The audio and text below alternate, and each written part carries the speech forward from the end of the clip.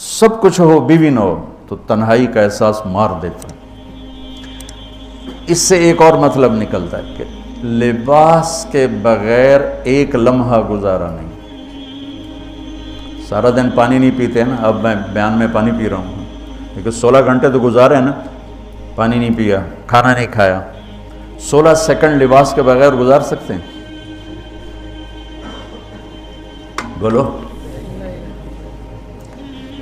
کوئی بھی کمرے میں نہ ہو، تم تنہا ہو، تم کپڑے اتارو تو تم اپنے آپ کو عجیب فیل کرو گے، تم خود اپنے آپ کو چادر میں چھپانے کی کوشش کرو گے۔ ان لباس ایک ایسی زبردست ضرورت ہے بلا دلیل کہ تم تنہا کمرے میں بھی کپڑے اتارو تو تم اپنے آپ کو عجیب سا محسوس کرتے ہو۔ اس سے پتہ چلا کہ بیوی کے بغیر کوئی زندگی نہیں ہے اور خامد کے بغیر عورت کی کوئی زندگی نہیں ہے۔ یہ ہمارا بدبخت معاشرہ ہندی کہ کسی بچی کو طلاق ہو جائے وہ گل سڑ کے مر جاتی، اس کی شادی نہیں ہوتی۔ کوئی جوان بچی بیوہ ہو جائے وہ سسک سسک کے مر جاتی، اس کی شادی نہیں ہوتی۔ کوئی 40-50 سال کا ہو جائے مرد، اس کی بیوی مر جائے، کوئی اس کو لڑکی دینے کے لیے تیار کوئی نہیں۔ اور لباس کا لفظ بتاتا ہے کہ شادی کے بغیر انسان ننگا ہے، اور ننگے انسان کا کوئی کہیں بھی گزارا نہیں ہے۔ لفظ لباس بتاتا ہے کہ ہم اس چیز کو رواج دیں کہ شادیاں ہوں، بیوہ کی شادی ہو، مطلقہ کی شادی ہو، کوئی کس کی بیوی مر جاتی ہے۔ حضرت ابن مسعود کا فرمان ہے اگر میری موت میں 10 دن باقی ہوں تو بھی میں شادی کر لوں گا اگر میری بیوی مر جائے تو۔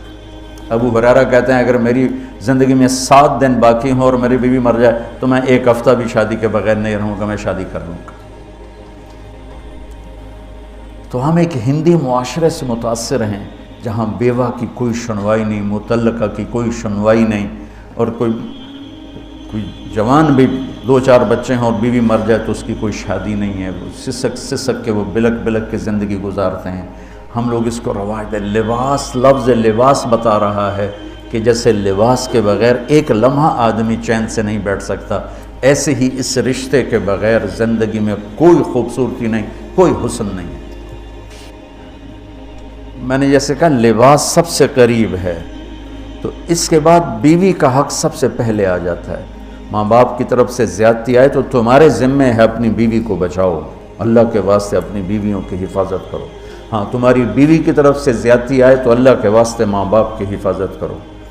تو اس کا مطلب یہ نہیں کہ تم ڈنڈا اٹھا لو، اپنے اخلاق کیسے بناؤ، سپرنگ بن جاؤ، سپرنگ جو فریشر سے کو قبول کر کے دب کر کے نیچے چلا جاتا ہے۔ نیچے جانے میں جڑ جانے کا نظام چھپا ہوا ہے کہ جھک جاؤ، ماں باپ ناراض ہو ان کے پاؤں پکڑ لو، بیوی ناراض ہو اس کے پاؤں پکڑ لو۔ ذلت میں عزت چھپی ہوئی ہے، ساری زندگی کا تجربہ بتا رہا ہوں۔ ذلت، اللہ کی رضا کے لیے ذلت اٹھانے میں عزت چھپی ہوئی ہے۔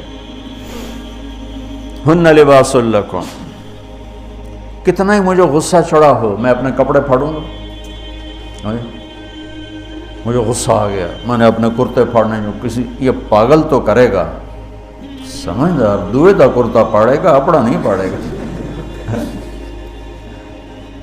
اب مجھے بیوی پہ غصہ چڑھ گیا تو میرا لباس ہے، اس کو تار تار کر دوں، گالیاں دوں، تھپڑ ماروں، تو ایسے جیسے میں اپنے کرتے کو پھاڑ رہا اور اپنے کرتے کو تار تار کر رہا۔ بیوی کو غصہ چڑھے تو وہ اپنے کپڑے پھاڑتی ہیں۔ کپڑوں کے لیے کتنے حفاظتی نظام ہیں، الماریاں بنی ہوئی ہیں اور ہینگر بنے ہوئے ہیں، کریز خراب نہ ہو۔ میں جب پڑھتا تھا نا لاہور تو اسکول میں یا کالج کا میں سب سے خوش لباس لڑکا کہلاتا تھا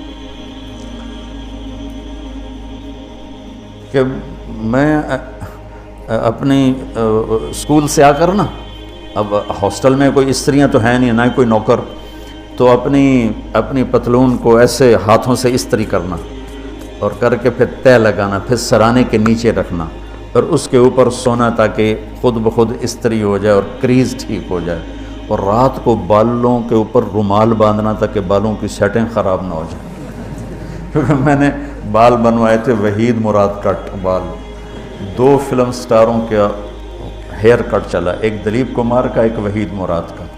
تو عام جو تھے نا بال کاٹنے والے، وہ 8 آنے لے کے بال کاٹ دیتے تھے. وحید مراد کٹ کے لیے 5 روپے لگتے تھے. 5 روپے اس زمانے میں بہت بڑی دولت تھی. جب ڈالر 1 روپے کا تھا، $5 کتنے ہو گئے ہیں جی؟ 500 سے اوپر ہے. تو یوں سمجھو کہ وہ 5 روپے دے کر وحید مراد کٹ بنتا تھا. تو پھر میں وہ اوپر رومال باندھتا تھا کہ سوتے ہوئے میرے بالوں کا ہیئر سٹائل خراب نہ ہو جائے. ایک چھوٹا سا بچہ ہے لیکن اپنے لباس کو کیسے حفاظت کر رہا ہے، کریز ٹھیک کر رہا ہے، سرانے کے نیچے رکھ رہا ہے اور اس کو صاف ستھرا رکھ رہا ہے. ہم کھاتے ہوئے کیا کرتے ہیں، آگے اگر کپڑے نئے پہنے ہوں تو آستینیں چڑھا لیتے ہیں کہ کہیں کوئی شوربہ، کوئی سالن ادھر نہ لگ جائے، ادھر نہ لگ جائے. میں جب بھی بیٹھتا ہوں تو میری بیوی کہتی ہے آستینیں چڑھاؤ، آستینیں چڑھاؤ لگنا چاہے. اور آگے ہم کیا کرتے ہیں، تولیہ رکھتے ہیں، نیپکن رکھتے ہیں، رومال رکھتے ہیں. بڑے بڑے ہوٹلوں میں جاؤ تو پہلے وہ ساتھ رکھا ہوتا ہے کہ کوئی کھانے کا ذرہ گرے، سالن کا کوئی قطرہ گرے تو آپ کے کپڑے خراب نہ ہوں. ہم کیچڑ میں جا رہے ہوں تو ہم اپنے پاؤں گندے کر لیتے ہیں، کپڑے گندے نہیں ہونے دیتے. اپنے شلوار اوپر کر لیتے ہیں، پتلون اوپر کر لیتے ہیں، پاجامہ اوپر کر لیتے ہیں. تو جب کہیں سے کوئی آنے لگے ایسی ناگواریاں تو اپنے اوپر لے لو، بیوی پہ نہ آنے دو. ہم کپڑا بچاتے ہیں یا پاؤں بچاتے ہیں؟ کپڑا بچاتے ہیں. شلوار اوپر ٹانگ لیتے ہیں، کرتے کو یوں سمیٹ لیتے ہیں. تو جتنا کیچڑ ہے حالات کا، واقعات کا، اخلاق کا، وہ کیچڑ اپنے اوپر لے لو، بیوی کو بچا لو. اور بیوی کیا کرے، وہ جتنا کیچڑ ہے حالات کا، واقعات کا، ناگواریوں کا، اپنے اوپر لے لے، خامد کو بچا لے. لباس کا اور کیا کام ہے، یواری سواتکم، یہ تمہارے عیب چھپاتا ہے. تو میرا کام کیا ہے، میں بیوی کی کمیاں چھپاؤں، ڈھنڈورا نہ پیٹوں. بیوی کا کام کیا ہے، خامد کی کمیاں چھپائے، ڈھنڈورا نہ پیٹے. دوسرا کام کیا ہے لباس کا، وریشہ، لباس مجھے خوبصورت بناتا ہے. یہ ایک واحد رشتہ ہے جو زندگی کو خوبصورت بناتا ہے.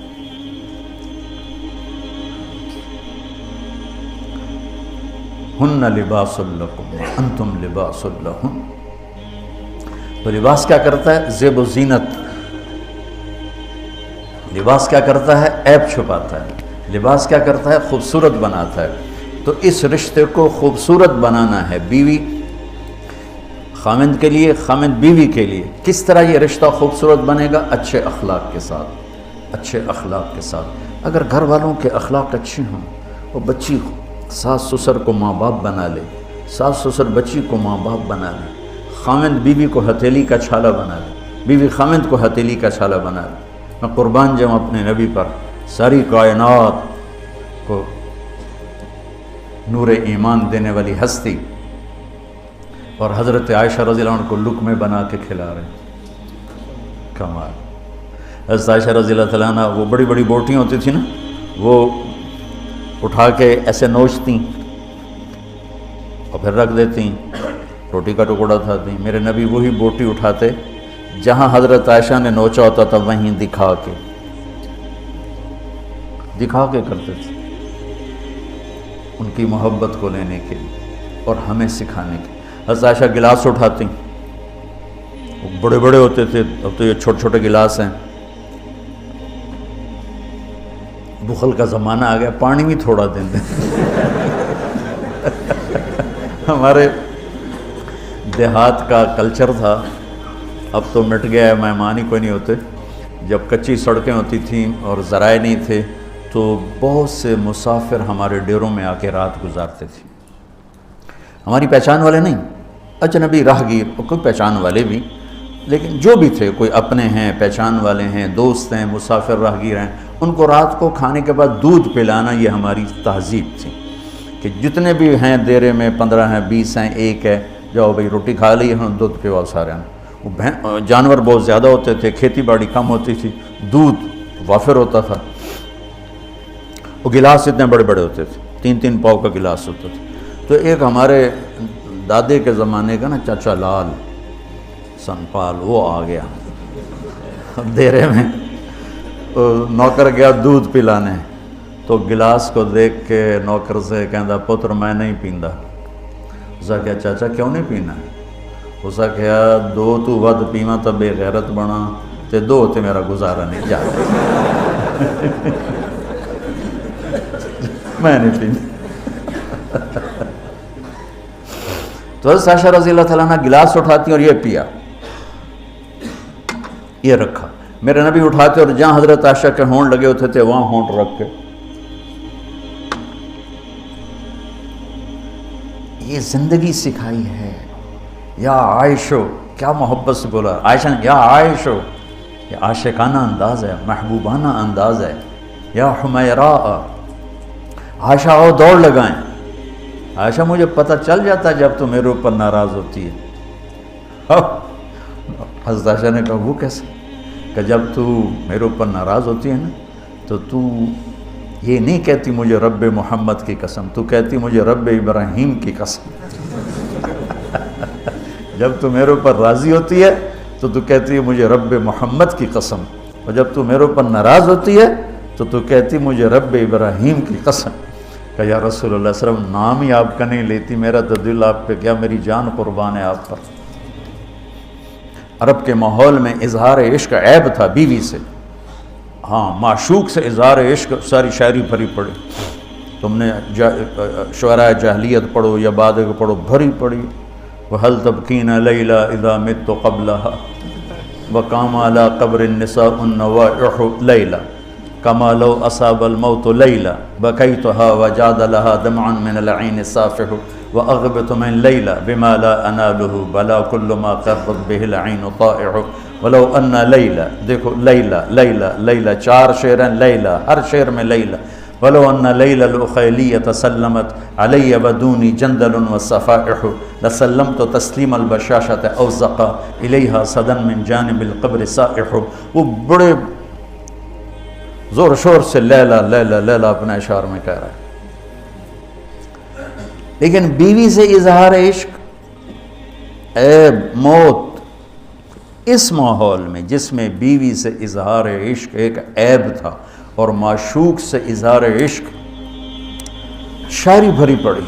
ترکت ہوا لیلا وسعد بمعزل، کیا کیا خوبصورت شاعری ہے. بِأَبِي الشَّمُوسِ الْجَانِحَاتُ غَوَارِبًا اللَّابِسَاتُ مِنَ الْحَرِيرِ جَلَابِبًا حَاوَلْنَا تَفْدِيَتِي وَخِفْنَا مُرَاقِبًا فَوَضَعْنَا أَيْدِيَهُنَّ فَوْقَ تَرَائِبٍ.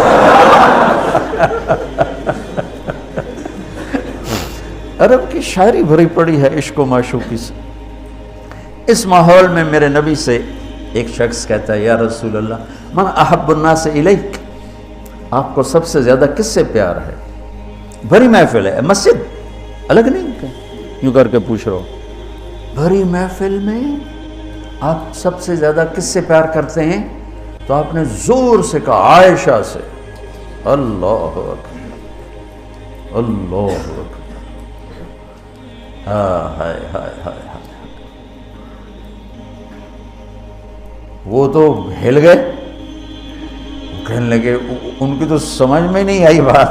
تو انہوں نے کہا یا رسول اللہ میرا مطلب ہے مردوں میں آپ کس سے زیادہ پیار کرتے؟ تو آپ کو اندازہ ہو گیا بھائی کیوں یہ پوچھ رہا ہے. اس کو ہضم نہیں ہوا جواب. تو آپ نے کہنا تھا ابو بکر سے.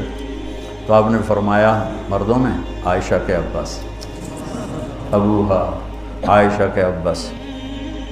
کیا زندگی سکھائی. ہن لباس لکم وانتم لباس لہن، یہ تمہارا لباس ہیں. تمہیں کتنا ہی غصہ چڑھے لباس تو نہیں پھاڑو گے. تمہیں غصہ چڑھے بیوی کو بے عزت نہ کرو. بیوی کو غصہ چڑھے تو کرتا پھاڑے گی، اپنا دوپٹے کو آگ میں ڈالے گی نہیں، اس کو بچائے گی. صرف پاگل یہ کام کرتا ہے. اسی ایک لفظ لباس کے اندر زندگی گزارنے کا پورا طریقہ موجود ہے. اور اسی کے اندر بیواؤں کی، مطلقہ کی، رنڈوے کی شادی کا اشارہ خوبصورت موجود ہے کہ لباس کے بغیر تو ایک لمحہ انسان نہیں گزار سکتا. اس کو رواج دینا یہ ہمارے ذمہ ہے، اور اپنے نبی کی معاشرت کو بتانا یہ ہمارے ذمہ ہے. تو ان مسائل میں پڑ گئے جن کا نہ جنت سے تعلق ہے نہ جہنم سے تعلق ہے، الٹا وہ مسائل جس میں زیادہ اختلاف ہے اس میں زیادہ بولنا، زیادہ تقریریں کرنا، اس چیز نے ہمیں اپنی منزل سے بہت دور کر دیا، ہم کھو گئے ہیں، کہیں اور چلے گئے ہیں۔ تو اس عرب کے ماحول میں میرے نبی نے لباس بنا کے دکھایا۔ صفیہ رضی اللہ تعالیٰ عنہ چھوٹے قد کی تھی، اونٹ پہ سواری کے لیے وہ خود نہیں کر سکتی تھی، آپ نے اپنا گھٹنا آگے کر دیا، حضرت صفیہ نے آپ کے گھٹنے پر پاؤں رکھا اور اس کو زینہ بنا کے آپ نے ان کو اوپر چڑھایا، زینہ بنا کے۔